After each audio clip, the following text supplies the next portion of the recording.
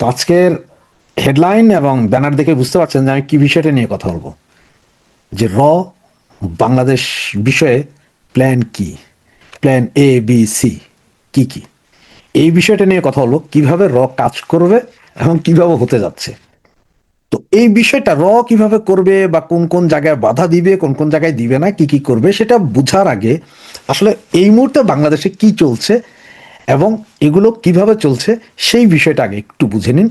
তাহলে আপনার পরবর্তী অংশ এর কার্যক্রম ক্লিয়ারলি বুঝে যাবেন। তো চলুন তাহলে শুরু করা যাক।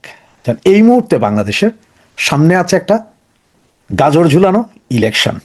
সুতরাং ইলেকশন যখন হবে, ওরা বলছে, তাহলে ইলেকশনে জিততে হলে আপনাকে কি করতে হবে? প্রচন্ড ভারত বিদ্বেষী হতে হবে। কারণ ভারত বিদ্বেষী না হলে আপনার জিতার সম্ভাবনা নেই। আর সাথে সাথে কি হইতে হবে? আওয়ামী বিদ্বেষী হইতে হবে, ফেসিস্টের বিদ্বেষী হইতে হবে। কারণ আপনাকে বুঝাইতে হবে যে এই ফেসিস্টই ছিল যে ইন্ডিয়ার তাবেদার। সুতরাং ভারত এবং আওয়ামী লীগ বিরোধী হইলেই আপনাকে জিতার ক্ষেত্রে 50% এগিয়ে দিবে।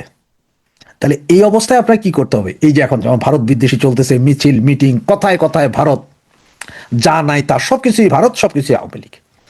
এইটা হচ্ছে যে একটা প্ল্যান। আর এই প্ল্যানটার পেছনে কাজ করতেছে কারা? পাকিস্তানের আইএসই এটারে দিচ্ছে, যেহেতু বাঙালি, আমাদের বাংলাদেশের অনেক লোকই বুঝে হোক না বুঝে হোক ভারত বিদ্বেষী, তাদের এই সেন্টিমেন্টটাকে কাজে লাগানোর জন্য এই কাজটা করাই যাচ্ছে। এরপর আছে চায়না। চায়না এখানে কিছু পয়সা ডালছে, যে চায়না এখানে চাইতেছে এই ভারত বিদ্বেষী গ্রুপটাকে চায়না পয়সা করে দিয়ে তোমরা এগুলো চালায়া যাও, তাহলে ভারত একটা প্রেসারে থাকবে। আর এই ফাঁকে চায়না ভারতের বর্ডারের আশপাশে যেখানে যেখানে পারা যায় সেখানে সেখানে তারা ইন্টার মানে বিল্ডিং, বিমানবন্দর ও মুক্ত মুখ তুলবে, রাডার স্টেশন এই সেই তুলবে, যেটা বোঝানো হচ্ছে যে না না এটা বাংলাদেশ করতে যাওয়ার মূলত ইনভেস্ট চায়না, যে চায়নাই ওখানে থাকবে। আর থার্ড থিং যেটা, সেটা ওই যে আগেই বলছি যে পাকিস্তান। পাকিস্তান কি চায়? পাকিস্তান হচ্ছে যে ভারতকে ব্যতিব্যস্ত রাখো। কারণ 4700 কিলোমিটার, এটা কিন্তু কম বড় না, বিশাল বর্ডার। এই বর্ডারে ভারতকে ব্যতিব্যস্ত রাখো, তাহলে ভারত এখানে সৈন্য সমাবেশ ঘটাবে। সৈন্য সমাবেশ ঘটালে সে অন্যান্য জায়গা থেকে সৈন্য এনে হইলেও এই দিকে দিতে হবে। আর এদিকে দিতে তাদের যে চিন্তা, তাহলে তারা ওই যে আপনার কাশ্মীর অঞ্চল আছে সেখান থেকে হয়তো কিছু সৈন্য এদিকে সরালে তারা তাহলে তাদের আকাম করতে সুবিধা হয়। সুতরাং পাকিস্তান তো এখানে লাইগেই আছে যে এইটা করো, অশান্তিতে বাংলাদেশ থাক, বাংলাদেশে মরুক ধরুক বাঁচুক, তাতে কোনো সমস্যা নাই, ইন্ডিয়ান বিদ্বেষ চালু রাখতে হবে। আর এই ইন্ডিয়ান বিদ্বেষ চালু রাখার জন্যই হচ্ছে যে পাকিস্তান সেই কিলিং মিশনের নামে, যেমন আপনারা দেখলেন যে হাদি কিলিং মানে কি? হাদিকে কিল করাই দিল, ভারত বিদ্বেষ চাঙ্গা, সবাই ভারতের দিকে চোখ, যে হ্যাঁ ভারতের করেছে। এগুলো করতে করতে আবার সেই পাইকারা করলে ওই দিক দিয়া ওই যে হিন্দু ভদ্রলোক যাকে মারা হইলো, 22 বছর না 26 বছরের যুবককে মারা হইলো, সেটা দিয়ে ইন্ডিয়ার ভেতরে উত্তেজনা তৈরি করাই দিল। যেন ইন্ডিয়ার হিন্দুরাও খেপে গেল, কি রে বাবা আমাদের এই হিন্দু লোকটাকে মারছে। এখানে কিন্তু ডাবল গেম খেলতেছে কিন্তু পাকিস্তান। কারণ পাকিস্তানের কথা হচ্ছে একটা যুদ্ধ বাজানোর উপায়, যে কোনোভাবে লাইগা রাখলেই ওরা ওই সাইড থেকে, তাদের দরকার কাশ্মীর, তাদের বাংলাদেশ দরকার নেই এখন, তাদের দরকার হচ্ছে কাশ্মীরটা খেয়া দেওয়া। সেটা হচ্ছে তাদের মূল কারণ। কারণ তারাও জানে এই বাংলাদেশকে নিয়ে তারা কন্ট্রোল করতে পারবে না, যে বিচ্ছুর জাত এটা কন্ট্রোল করতে, তার চেয়ে কাশ্মীর খাওয়া তাদের জন্য সবচেয়ে ভালো। এটা হচ্ছে যে পাইকাদের। এবং ইউএসের কাজটা কি? ইউএস হচ্ছে যে যেহেতু চায়নাকে কন্ট্রোল করা ছিল তাদের সবচেয়ে মূল জিনিস, যার কারণে তারা ইন্ডিয়াতে বেস করতে চাইছিল, ইন্ডিয়া রাজিয়ানে বাংলাদেশে চাইছে, শেখ হাসিনা রাজিয়ানে। সুতরাং দোনোটাই, শেখ হাসিনা ইন্ডিয়ান সরকার এবং ইন্ডিয়ান এবং বাংলাদেশ, শেখ হাসিনা সহ মিলে এরা আমাদের বেস করতে জানে। সুতরাং এখানে কি করো? এইখানে করো যে একটা অশান্তি তৈরি করে রাখো তাদের মধ্যে। এর বেশি ইউএস এর আসলে আর কোনো ডিমান্ড এই মুহূর্তে নাই, যেখানে একটা গ্যাঞ্জাম বাধায় রাখো যাতে ভারত নতজানু হয় ইউএস এর কাছে।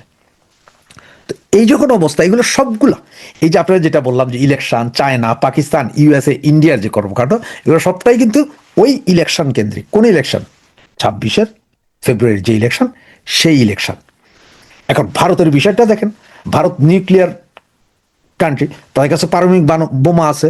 তারা বাংলাদেশ বেশি বাড়াবাড়ি গেলে একটা পারমাণবিক বোমা মারলেই সব শেষ। আর বাংলাদেশ একটা মাইরে দিলে সারা ওয়ার্ল্ড এসে যে মারবে, ইন্ডিয়ার মারবে, সেটা সেই দুঃসাহস কেউ দেখাবে না। কারণ সবাই জানে যে এর কাছে আছে, মাইরে দিতে এরা পাগল।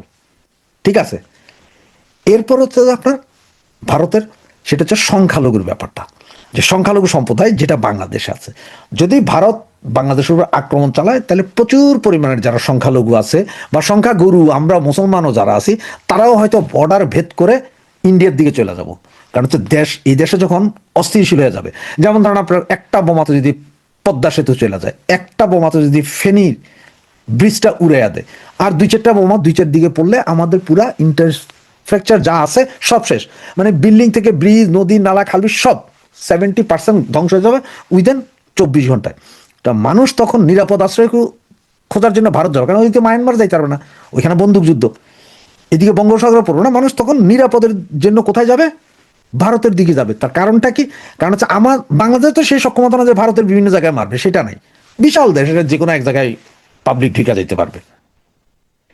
এই হচ্ছে যে ভারতের অবস্থা। তাহলে এখন আপনারা এই দুইটা যে আমার পাইকারা বাংলাদেশে যা করতেছে, ইউএস চায়না মিলিয়া তা, এবং ভারতের যা যা আছে এটা দিলাম।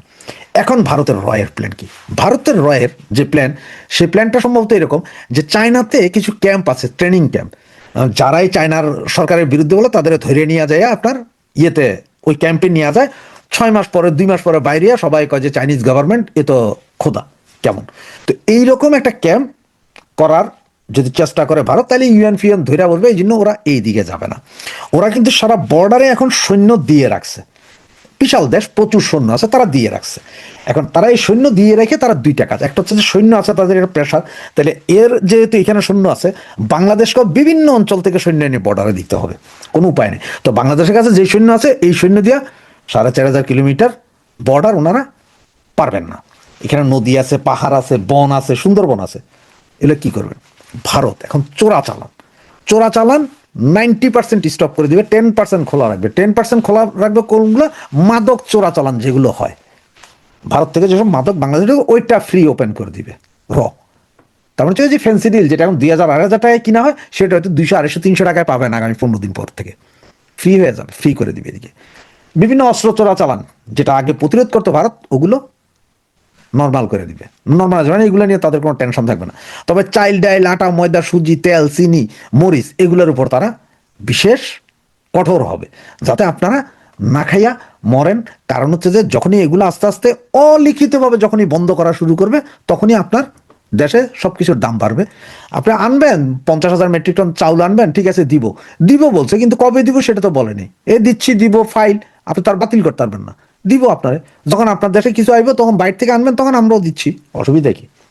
এই এবং ভারতের এই আরো 2টা বা 3টা কাজ করবে, যেগুলো এই যে যারা যারা এখন প্রচন্ড ভারত বিদ্বেষী নেতা হয়ে উঠতেছে না, এদেরকে আসলে প্রশিক্ষণ দিয়ে এই কাজ করা হবে। মানে তোমরা খুব ভারত বিদ্বেষী দেখাও। এতে ভারতের 2টা লাভ। এক হচ্ছে যে এই জিনিসটা দেখায় ভারত ইন্টারন্যাশনাল সারা পৃথিবীতে একটা আলোড়ন তৈরি করে দিবে, দেখো এই দেশ থেকে আক্রমণ, হত্যা, হুমকি ধমকি এগুলো দিচ্ছে, এগুলো সহ্য করা যায় না, এটা স্বাধীন দেশের বিরুদ্ধে, আমরা তো কিছু করতেছি না, কিন্তু ওরা করবে। আর এটাতে পয়সা ডালবে কে?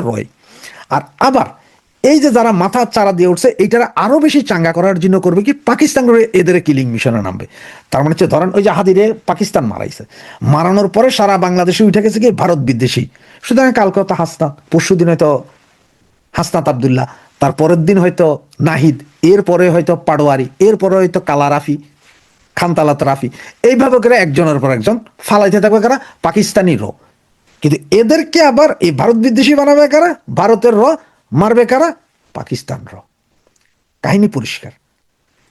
এরপরে ভারত আরেকটা, যেটা পুরো পাহাড়ের ওইখানে আবার তারা অস্ত্র সরবরাহ করতে পারে। এবং এই যে আপনার রোহিঙ্গা ক্যাম্প আছে না, যেখানে 13 লক্ষ রোহিঙ্গা আছে, আপনাদের ভাই, মুসলিম ভাই, যাদেরকে আইনা গত 24 জুলাই আগস্টে আন্দোলন করাইছিলেন, তাদের ভিতরে অস্ত্র প্রশিক্ষণ থেকে শুরু করে সব করতে পারে মায়ানমারের ভেতর দিয়া। কারণ মায়ানমারের তো বিশাল একটা অংশে ভারত আছে এখন, সেখান দিয়া। এবং তাদেরকে দিয়ে হয়তো চিটাং শহরটারে অস্থিতিশীল করে ফেলবে। পুরো এদিকে চট্টগ্রাম শহর, ওইদিকে আপনার পার্বত্য চট্টগ্রাম পাহাড়ে দিয়া আপনি করবেনটা কি? আপনার অবস্থা তো ডাইল খিচুড়ি। কারণ হচ্ছে আপনি 7 সিস্টার ভাঙতে যাবেন, এখন ভারত তো 7 সিস্টার না, এটা আপনার বলা উচিত 10 সিস্টার। কারণ হচ্ছে 7 সিস্টারের সাথে আছে চট্টগ্রাম, সাথে আছে রংপুর, সাথে আছে দিনাজপুর, এগুলো সব 10 সিস্টার, এগুলো সবই ভারতের বৃহত্তম ভারতের অংশ। তারা এখন বলা শুরু করছে। আজকে আপনারা একটা জিনিস খেয়াল করছেন কিনা জানি না, ভারতের এর কারণে আজকে নেপালে আমাদের জাতীয় পতাকাতে আগুন লাগানো হয়েছে, কারণ হিন্দু মারা গেছে। শ্রীলঙ্কাতে এমন অবস্থা, এত গ্যাঞ্জাম হয়েছে যে এখন ওখানে যারা সব ট্যুরিস্ট গেছিল বাংলাদেশি, তারা বাংলাদেশ হাইকমিশনের কাছে দাবি জানাচ্ছে যে ওদেরকে নিরাপত্তা দিতে এবং ওদেরকে নিরাপদের দেশে পৌঁছে দিতে। অবস্থা বুঝেন, চতুর্দিকে কিন্তু ঘিরতেছে ভারত, যেটাতে আপনি আমি খুব একটা বুঝতেছি না বা বুঝতে পারতেছি না। এবং যদি বেশি বাড়াবাড়ি করেন, বাংলাদেশ আরো বেশি বাড়াবাড়ি করেন বা আরো বেশি করেন, ওরা কিচ্ছু করবে না। ওরা জাস্ট রংপুরের অংশ যেখানে চিকেন নেক আছে সেইখানে জায়গাতে হাতির নেক করে ফেলাবে, মুরগির গলার জায়গায় হাতির গলা, ওই অংশ দখল করে নিয়ে ওইখানে যারা আছে তাদের বলে বাংলাদেশ নিয়ে দাও, হয়তো একদিনের যুদ্ধ করবো ওইখানে, এরপরে সিজফায়ার চাইবে বাংলাদেশ, সিজফায়ার ওকে তোমার সাথে সিজফায়ার করতেছি, কিন্তু এই অংশ ছাড়বো না, এই অংশের বাইরে চলে যাও, যেটা রাশিয়া ইউক্রেনের সাথে করছে। ওই যে আপনার ক্রিমিয়া দখল করেছিল, ক্রিমিয়া ছেড়ে দিতে বাধ্য দিয়েছে, এখন আবার দন্নস দখল করে নিচ্ছে, সব ছেড়ে দিতে বাধ্য দিয়েছে। ওকে, আমার তো অ্যাডাম আছে ভাই, আমার কাছে পারমাণবিক বোমা আছে, পৃথিবী ওই বোমার দিকে চায়, অন্য কিছু দিচ্ছে না। পাকিস্তান কি আপনারা বোমা দিবে? দিবে না। তখন কাজ করবে এগুলো। এখন ভিতরে ভিতরে প্রথম আপনাদেরকে এমন বিদেশটা বানাইবো, এই মাদক চোরাচালান তারা এখন আর কন্ট্রোল করবো না, স্বতন্ত্রভাবে ঢুকতে দিবে। অস্ত্র চোরাচালান তারা কন্ট্রোল করবে না, ঢুকতে দিবে। পাহাড়ে ওরা অস্ত্র দিয়া দিবে। কক্সবাজারের রোহিঙ্গা ক্যাম্প ওরা খেপাই দিবে, যাতে ওই কক্সবাজার সহ ওই যে আমাদের মুংডু টাউনশিপ আরাকান রাজ্য, এটা পুরাটা নিয়ে স্বাধীন একটা রাষ্ট্র হয়ে যায়। ওরা ওই কাম করে দিবে। আর ওই কাম করে দেওয়ার সাথে সাথে আপনাদের এই বঙ্গুদের ওই যে ভারত বিদ্বেষীটা, সেটার হোগা ফাইনাল মারা যাবে।